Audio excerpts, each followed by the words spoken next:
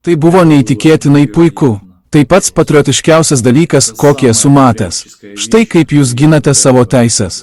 Taigi, kas iš tikrųjų įvyko ir kodėl jie riaumoja parlamente kaip liūtų gauja? Reikalas tas, kad prieš pradėdama tradicinį Hakatos šokį majorė ištarė labai įdomią frazę. Pažodinis tos frazės vertimas skamba taip: vyriausybė, jūs čia esate tik svečiai. Tai darydama jį epiškai suplėšė tą patį popieriaus lapą, kuriame tikriausiai yra koks nors naujas įdomus teisės aktas, dar kartą pažeidžiantis žmonių teisės. Ar manote, kad parlamento nariai rašo įstatymus? Ne. Tai lordai, lordų atstovai, oligarchai, tamsusis elitas pateikia įstatymus parlamento nariams, kad šie vėl galėtų apiplėšti paprastus žmones. Бумажку, на которой, скорее всего, какой-то новый интересный законопроект, в очередной раз ущемляющий права народа. Вы думаете, депутаты пишут законы? Нет.